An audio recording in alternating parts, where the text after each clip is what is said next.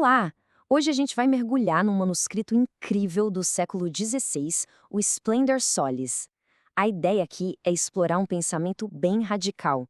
E se a alquimia, no fundo, não tivesse nada a ver com transformar metais, mas sim com transformar a nós mesmos? Sabe qual é a imagem que vem à cabeça quando a gente pensa em alquimia? É aquele cara, meio maluco, debruçado num forno, tentando fazer ouro a partir de um metal qualquer. Uma busca que, vamos combinar, parece que já nasceu para dar errado, né? Mas e se tudo isso for uma grande metáfora? Uma metáfora para uma coisa muito, mas muito mais profunda. Uma jornada para dentro, em busca de um ouro diferente. É exatamente essa a ideia que a gente vai desvendar hoje. Então, para começar a decifrar esse código, a primeira chave é virar o jogo. O verdadeiro laboratório não era uma sala cheia de potes e fogareiros. O laboratório era a mente humana. Aqui, olha só, tudo tem um sentido duplo. Aquela fornalha física, que esquenta os metais, na verdade simboliza um tipo de útero interno. É um lugar para acelerar um amadurecimento que, na natureza, levaria séculos, milênios. O objetivo final, então, não é o ouro que a gente conhece. É o que eles chamavam de fruto mais maduro, um ser humano completo, plenamente desenvolvido. E claro, uma transformação tão profunda precisa de um lugar seguro para acontecer. Esse lugar é o vaso alquímico. E ele tinha uma regra de ouro. Precisava ser hermeticamente fechado, sem nenhum vazamento. Psicologicamente, o que isso significa? É o espaço de confidencialidade, de foco total que um trabalho interno exige. Pensa, por exemplo, no ambiente de uma terapia, um lugar seguro onde nenhuma energia desse processo todo se perde. É por isso que o alquimista do Splendor Solis não começa a jornada com chumbo ou qualquer outro metal. Ele começa com uma jornada para dentro de si. A missão é entender a natureza dos 4 elementos: terra, água, ar e fogo.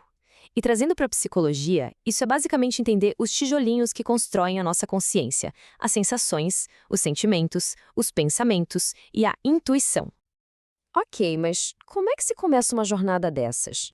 Bom, o primeiríssimo passo é reconhecer que existe uma tensão fundamental bem no coração de tudo que existe.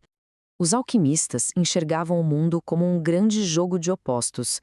De um lado, o princípio masculino, o sol, o rei, que representa a lógica, a ação, a estrutura.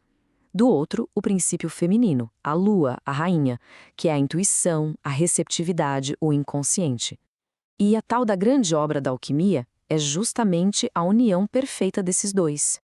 O lema que guiava tudo isso era solve et coagula, ou seja, dissolver e coagular. Primeiro você dissolve. Dissolve o quê? As certezas antigas, os comportamentos que não servem mais, aquele ego todo endurecido. É uma desconstrução mesmo. E depois, com esse material todo dissolvido, você coagula. Você reconstrói uma personalidade nova, mais integrada. E isso não acontece uma vez só, é um ciclo que se repete e repete, purificando o resultado cada vez mais. Só que essa fase de dissolver, o solve, ela não é nem um pouco fácil. Pelo contrário, ela exige uma descida aos lugares mais sombrios da nossa própria mente. Esse estágio tem um nome: negredo, o enegrecimento. É o que muitos chamam de a noite escura da alma. É aquele momento em que a gente é forçado a encarar tudo que foi jogado para debaixo do tapete. Tudo que foi negado, tudo que foi projetado nos outros, é o famoso encontro com a própria sombra. Tem um relato de um alquimista antigo, Zósimo, que descreveu essa experiência numa visão que, nossa, é de arrepiar. Ele se vê sendo sacrificado, sabe? Sendo perfurado, desmembrado. Isso mostra, de um jeito muito cru, a dor psicológica que é ter a sua identidade antiga sendo totalmente desfeita. Definitivamente não é uma metáfora levinha. E nesse mergulho interior aparecem monstros. Sim, monstros. Tipo o dragão, que é o símbolo daquela força bruta, caótica da natureza, com todos os elementos misturados. Ou então o basilisco, uma criatura tão, mas tão venenosa que só o olhar dela já pode matar. Ele representa aquele veneno que a gente carrega dentro, sabe? Aquela parte nossa com poder de destruição tão grande que, se a gente não lidar com cuidado, ela pode paralisar ou até destruir a gente. O ponto-chave aqui é o seguinte: encarar essa sombra é uma tarefa, nossa, insuportavelmente dolorosa. E muitas vezes vem acompanhada de muita vergonha. Não é uma coisa que se resolve só com força de vontade, sabe? O ego sozinho não dá conta. É preciso algo mais. Mas, e aqui vem a virada da história, É justamente lá no fundo do poço, na escuridão total, que a primeira luzinha começa a aparecer. É o começo da fase do coágula, a reconstrução. Depois de todo aquele caos, daquela escuridão no Negredo, alguma coisa muda. A matéria lá dentro do vaso começa a mostrar um brilho, bem sutil. As cores começam a surgir. É o primeiro sinal de que sim, a transformação está acontecendo. Esse momento, que é lindíssimo, tem um nome: Cauda pavonis, a cauda do pavão. É como se um arco-íris aparecesse depois de uma tempestade daquelas. E o que isso simboliza? Que integrar a sombra não traz só dor, traz também a revelação de belezas, de potenciais que a gente nem sabia que tinha.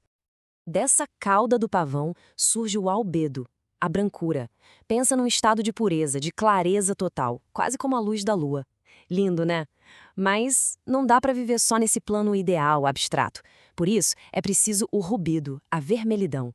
É o que traz de volta o sangue, a paixão, a conexão com o mundo real, com a vida como ela é. E o objetivo final de tudo isso é a conjunção, a união sagrada dos opostos. E ela é representada por vários símbolos. A estrela de 6 pontas, por exemplo, é a união do triângulo do fogo, que aponta para cima, com o da água, que aponta para baixo. Ou a história da rainha Esther, que mostra o poder masculino sendo compartilhado com o feminino. Mas o símbolo máximo mesmo é o rebes, aquela figura que é rei e rainha ao mesmo tempo, num corpo só. A imagem perfeita de uma psique totalmente integrada. Tá, mas e aí? O que acontece quando se alcança essa união? Não é uma fuga do mundo, não é virar um ser etéreo. Pelo contrário, é encontrar uma nova forma de viver dentro do mundo. E aqui talvez esteja o maior segredo da alquimia. A transformação final não é um passe de mágica. Tem uma imagem no Splendor Solis que mostra isso de um jeito genial. São mulheres lavando roupa. Um trabalho comum, do dia a dia, repetitivo. A verdadeira mudança, então, vem da prática, da consistência, não de um milagre que acontece do nada. A grande sabedoria no final da obra não é sobre dominar a natureza, nem a que está lá fora, nem a nossa aqui dentro. É sobre encontrar o equilíbrio, viver em harmonia com os ciclos. É basicamente o que os chineses chamariam de viver no Tao, fluir com a vida, em vez de ficar lutando contra a maré. Então, no fim das contas, o tal do ouro alquímico, a pedra filosofal, nunca foi sobre dinheiro, sobre riqueza. Era tudo uma grande metáfora para o verdadeiro prêmio dessa jornada interior. Uma personalidade completa, criativa, integrada. Uma obra de arte forjada a partir da matéria-prima mais básica que existe, a nossa própria vida. E tudo isso nos leva a uma pergunta, né?